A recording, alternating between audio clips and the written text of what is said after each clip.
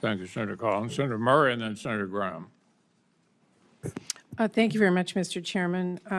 Secretary Hegseth, you oversee one of the largest and most important organizations on planet Earth. More than anything, the Department of Defense needs stable, competent, and strategic leadership. And much as I had feared back in January, it is not what we are seeing under your leadership. In a matter of months, you have lost top aides and reportedly struggled to hire new ones. You have fired highly respected top military officials. You shared highly sensitive attack plans over Signal and apparently with people in your own personal circles, and you've not taken responsibility for those mistakes. All the while, the security challenges we face have grown larger, not smaller. And then in the face of these challenges, you've taken a series of actions that weaken our posture. For example, in my home state of Washington, which is home to many DoD installations critical to our Indo-Pacific strategy, you have pushed out almost 2,000 highly trained civilian employees, including at Puget Sound Naval Shipyard. Mr. Secretary, you talk about returning the department to its mission of warfighting, but I am repeatedly hearing that your policy and personnel changes at the Pentagon are only undermining, not strengthening our military's preparedness to protect our country. You are deploying the American military to police the American people. You're sending the National Guard into California without the governor's request. Sending the Marines not after foreign threats, but after American protesters. And now President Trump is promising heavy force against peaceful protesters at his D.C. military parade. Those sorts of actions and that sort of rhetoric from a president of the United States should stop every one of us cold. Threatening to use our own troops on our own citizens at such scale is unprecedented, it is unconstitutional, and it is downright un-American. We should all be speaking out against this and demanding accountability. Now, Mr. Secretary, I have to say, for people who tout their commitment to transparency and efficiency, I've never seen an administration more bent on hiding basic facts from American people. Your department has been unresponsive to congressional inquiries and oversight requests, all the while you are working to muzzle the free press, denying journalists access to the Pentagon press corps. Now, before I turn to my questions, let me just note, it is now mid-June.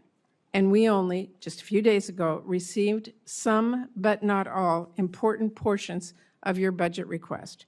It should not have taken this long to get this request, and we do still need to see the justifications in order for this committee to do its work.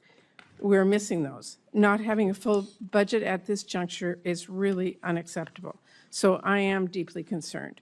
So let me turn to my questions, and this is important. This administration has put the civilian workforce under attack from day one, encouraging resignations, firing probationary employees, instituting hiring freeze, requiring OPM to approve any new hire one by one, and now, new last week, requiring prospective employees to explain how they would, quote, help support the President's executive orders and policy priorities. We have spoken with military installations across our country. Almost all of them have been forced to fire skilled civilian employees who are badly needed. And all of them also have hundreds, and in some cases thousands, of new hires ready to bring on board, but now have to individually be reviewed by OPM, apparently to ensure that they support the President's priorities. Secretary Hegseth, I want to know, and keep your answers short, I have limited time, will you be firing more shipbuilders, yes or no?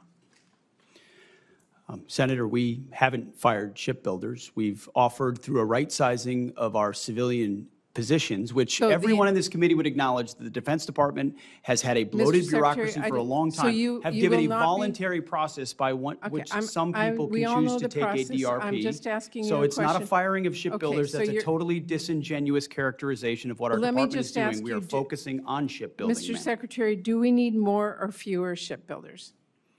We are investing historically in our shipbuilding defense industrial base.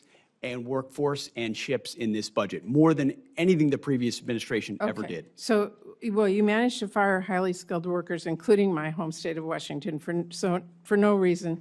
So let me just say, the Navy needs welders, not people who can recite a president's executive orders. If the Navy wants to hire a qualified candidate for the role, but that candidate happened to vote for or donate to Democrats, would they be hired? Senator, there's never been a litmus test for hiring welders. Well, If you can weld, you can work at the Defense Department. That is what they're being asked. And Mr. Secretary, I just have to say, we need to drop the politics in our military. We need to hire the best people. We do not need to force them out. That is simply the case at this point. I'm out of time. Thank you, Mr. Chairman. Senator Graham. Thank you. Welcome.